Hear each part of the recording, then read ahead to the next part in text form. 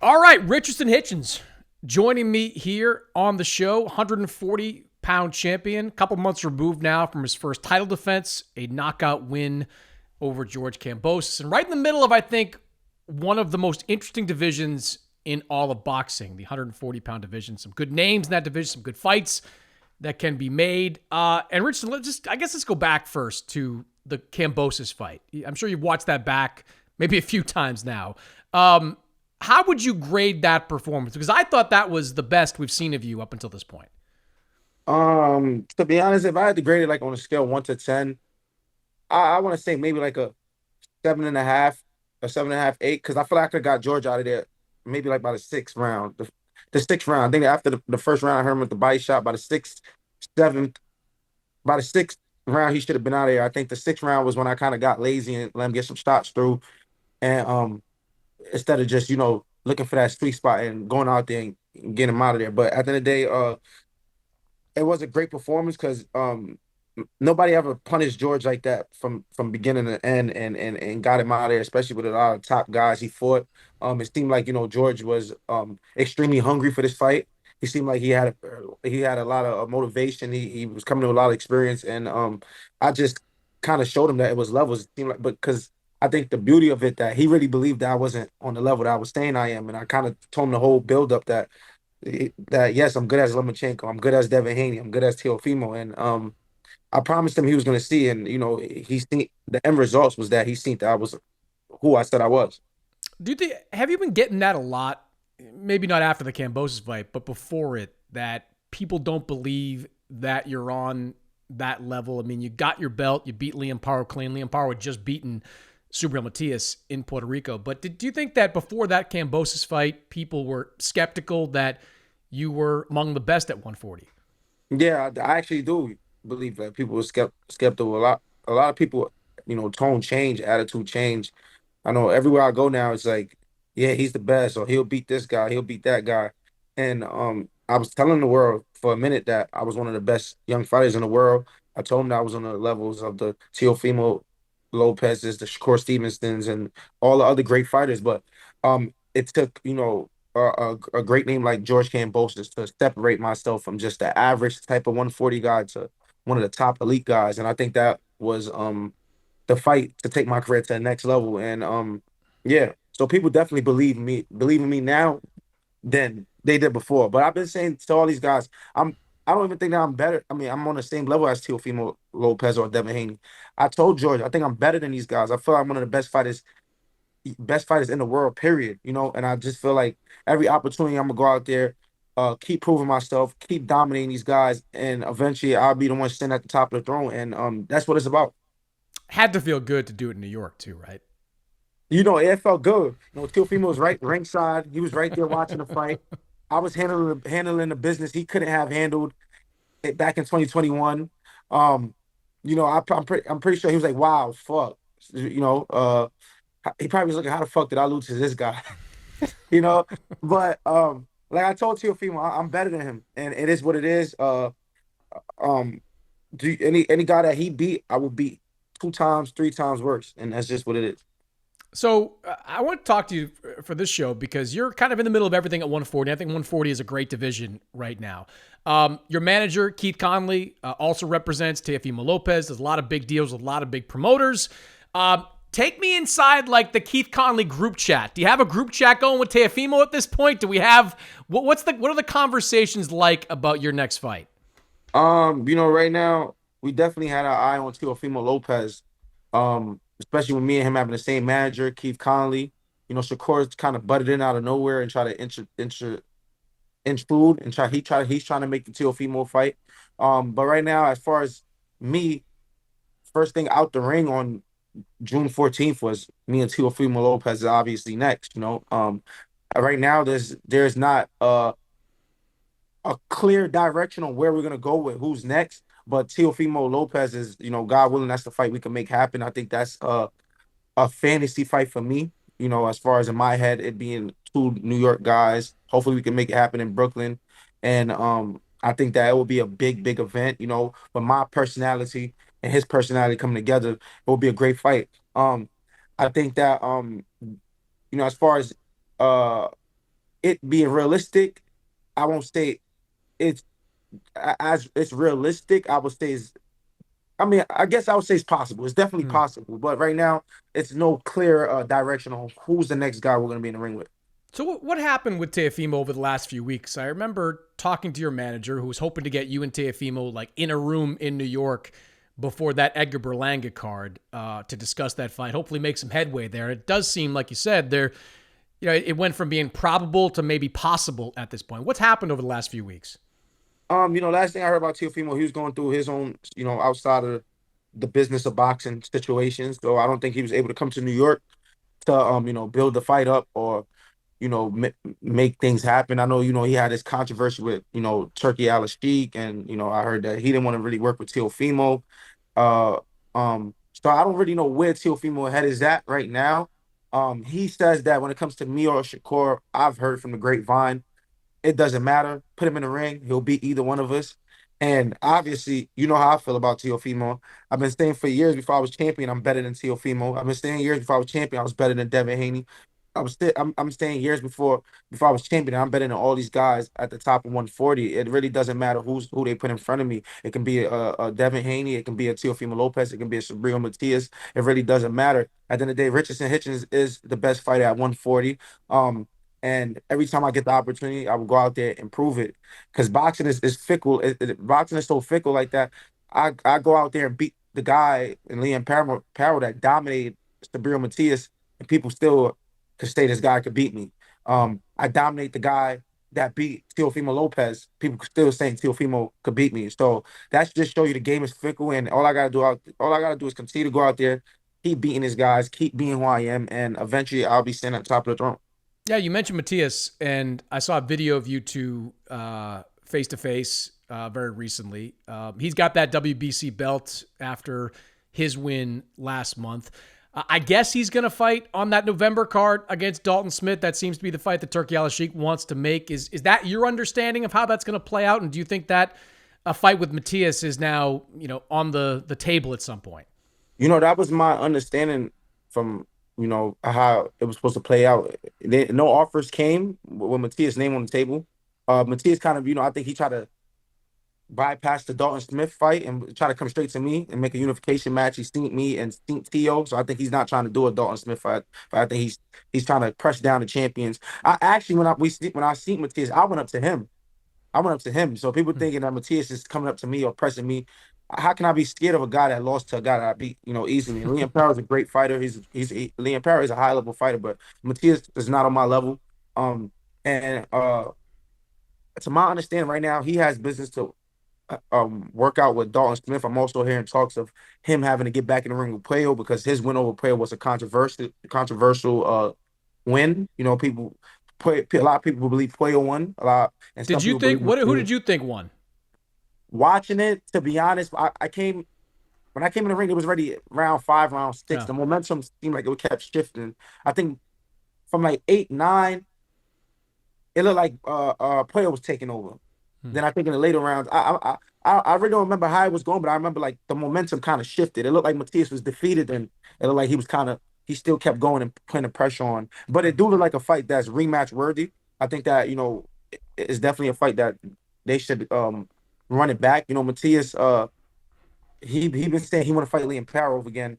He want to fight Liam Parov again, but he got the belt, and I think Liam Parov dominated him way easily than he beat Puyo. So yeah, but like I said, he has a belt, and if the opportunity presents itself and it makes sense, we're jumping right on it. And if not, I'll go up to 147 and fuck up Devin Haney.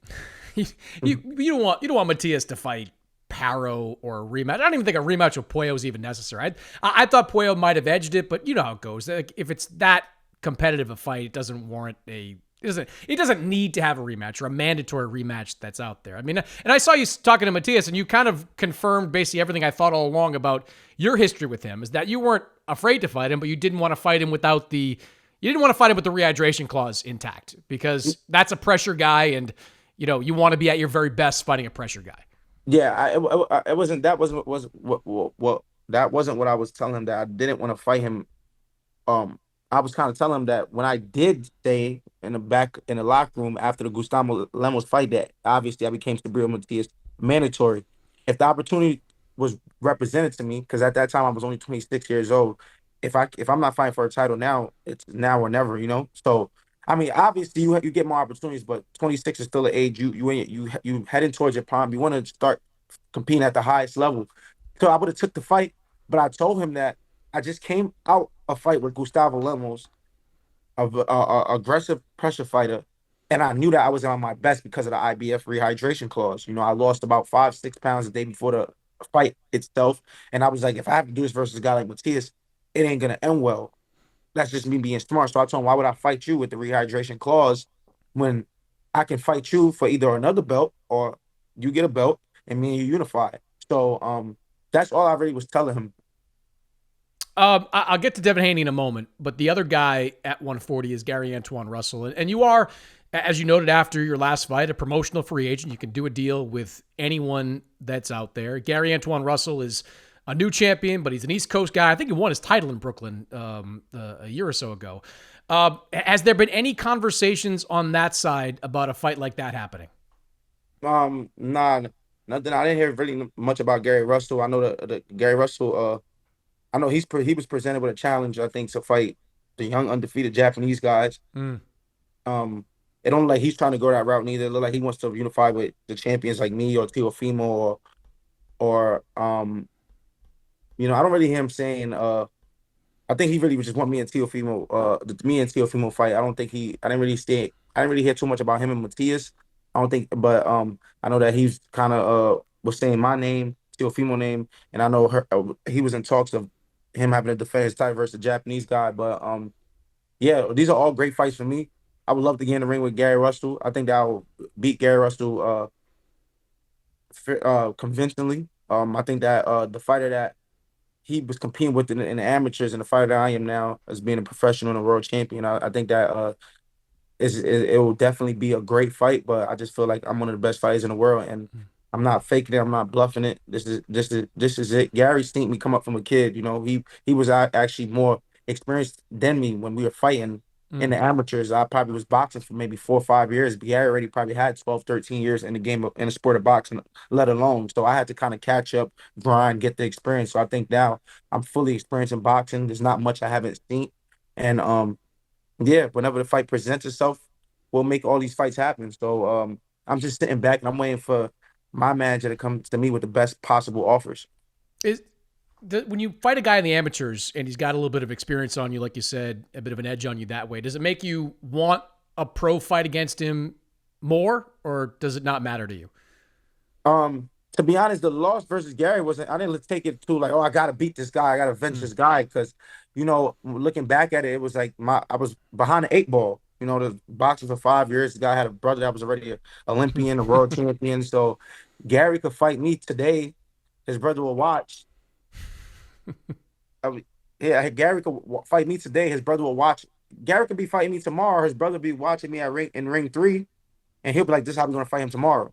So he had Mm. a brother to help him make adjustments, plus with his talent. So I think that I was behind the 8 ball. I was kind of a guy that was just really just hungry and was talented. I didn't really know what I was doing, and I just had to keep striving. So I think that it wasn't nothing personal to me, but like I said, he can't beat me, and that's just what it is. He barely could even beat me back then. So I think now it would be a challenge, but it wouldn't be nothing that I can't it wouldn't be nothing that I can't get done. Is it fair to say that if you don't get a unification fight, that you'll move up to 147 pounds? Yeah, for sure. I'll go up to 147. I would target straight at Devin Haney. Why? It makes sense. He's a guy that me and him have history. He's not a big puncher, and he's a guy that's fresh from 140. So it's not like too much of an adjustment I'll have to make from 140. And I think that it will solidify my name even more in boxing. Getting a big win like that, I believe that I'll beat him also. Um, and I think that it will make sense. So if the Teofimo if I kind of knew what was going on with Teofimo before early on, I would have kind of pushed my manager to let's make the Devin Haney fight right away at 147, or a catch weight, or let's try to get Devin Haney down at 140. However, we could have made it happen, but obviously I'm grown out of the 140 division. I've been at 140 for a while. These guys that was at 135 is now even passing the 140 division. They're going at 147. So it's about to be time for me to go up. So it's all about me making the best that I could make out of this belt, either unifying it, making a big fight with it, or just using my name and my performances to go up there to 147 and grab the big fights, whether it's the Devin Haney's, the Brian Normans, the Mario Barrios's. Those are the fights that I would want to fight. So, what is the history with you and Devin Haney? Because you do not like Devin Haney. That much I know from calling your fights over the last few years. Where does the kind of beef begin? Devin Haney's a sucker, man. He's a sucker because he can't beat me in boxing. So every time he does something, he tries to take it outside of boxing. Every time we going back and forth, it's never about boxing. It's like about a girl or about this, about that. He tried to throw little subliminals all around, all around boxing. Like it just have nothing to do with boxing. My problem, my beef was it was never no beef. I just said I'm plain and simple. I'm better than you. I'm the better fighter. I'm the better boxer. Everything you do, I do better. If I wasn't a boxer, I'll be a Devin Haney supporter, Devin Haney fan, because I think he is a good boxer. But I'm in the sport, and I'm one of the best talents that I feel like I've that's in the sport right now. So I just feel like he's not better than me. But like I said, me and Devin Haney, we grew up together. We got history together. He's somebody that I don't want to see lose. I don't want to see him lose. I don't want to see anything anything. I don't wish bad on his career. But when it comes to me, he can't fuck with me. And that's just what it is. So Devin know what it is. Devin been in the gym with me, been in the ring with me numerous times. We shared the ring numerous times. We boxed numerous times. So he know when I'm talking this shit. He know I'm ready to back it up. There's a reason why he put in that ticket when I fought Liam Parrell when the odds was against me. Is the reason why he made him some money because he know what type of talent I am, and he been in the ring with me and Liam. Is there something? I mean, Devin seems to rub a lot of people the wrong way, and maybe some of that's just natural rivalry stuff. But is there something more to it? Is it the way his father kind of goes about his business? Is it kind of the way Devin came up? Like, what is it about Devin that seems to bother some people? Some people I already don't know. I think that they did it the best way. They took the best fights. They took the best fights. They guided him the best way. Got him the experience in the boxing gym. Took him all over America, boxing the top talent in America. And I think that they guided him the best way to be the name he is. I feel like he did it the best. As far as like a black fighter getting to the top. With smart wrist and just and making sure that his legacy is intact. You can't say that he haven't achieved nothing. I mean, he'd beat a guy like Kambosos to become very successful. I beat a guy like Kambosos just to get to the next step, kind of. So, you can't be mad at somebody making the right chess moves on a chessboard. And anybody that got anything really bad to say about him outside of boxing is really just a hater. Him as a boxer, he's a good fighter, but obviously he's not what the world try to make him out to be. Do you think he beats Brian Norman in November? Um, I like Brian Norman. I like Brian Norman. I think he's a cool guy. I've actually boxed Brian Norman, and to me, I don't want to, I don't want to I don't want to say the wrong thing, but if I had to go with my boxing knowledge, I believe Devin Haney gets it done. You think his boxing skills will be a little bit better than the skills and the power of Brian? I think Brian Norman do have boxing skills, but I don't think he's better than Devin Haney. That's boxing. I think athletically, he's probably more stronger, have more of a man strength, more, obviously the physical better fighter. But as far as like boxing skills, if Devin Haney could take the shots when it's landed, I think that Devin Haney should be able to win the fight. All right, last thing for you. You are a promotional free agent. I'm sure there are promoters that want to work with you again. You're a title holder. You're starting to show you can be a draw in New York City. Great win over Kambosos. What do you want to do? Do you want to kind of stay a free agent and bounce back and forth? Do you want to sign with another promoter, whether it's back with Matchroom or somebody else? What do you want, the next 6 to 12 months of your career to look like? Obviously I love Eddie Hearn. Eddie Hearn, he helped me get to where I'm at to get me help me get the opportunities, help me get to the belt, to get my career to the point where I could get the biggest paydays that I can possibly get. And I only could thank him for that. I would love to, always work with Eddie Hearn. We and him always had a great relationship, even though things kind of turned sour with my comment, and he didn't really like that. But as far as right now, I'm just waiting for my manager Keith Conley to come to me with all the offers that he has at once. Definitely, obviously Eddie has, first dibs. So we're just waiting from an offer from Eddie right now. We haven't I haven't got anything to me personally. Me and Keith been going back and forth. Obviously it's definitely offers out there on the table, but we want to definitely continue a relationship with Eddie. So we're gonna wait for Eddie, see what he presents, see if he has something, in place for us that makes sense for both me, Eddie, and obviously Keith, and we go from there. How sure are you that you'll fight again in 2025?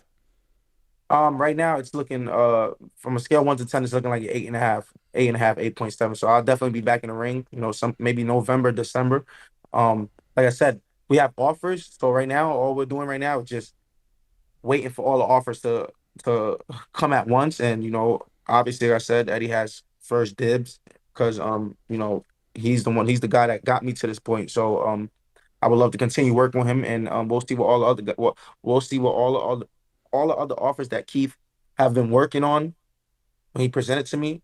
Obviously, I'm gonna see what's best for me, and Keith is gonna advise me to see what's best for me, and we'll go from there. Well, it's great to hear, man. It's great. It was a great performance back in June against George Kambosos. Great to see you as a champion with a lot of options out there at 140 or 147. Hope the next one is a big one, Richardson, because you've been looking pretty good as of late, and looking forward to see whatever comes next, man. Thank you, I appreciate it. So hopefully I'll be seeing you before the end of the year in a mega fight. I like it, man. Good to talk to you, man. Appreciate your time.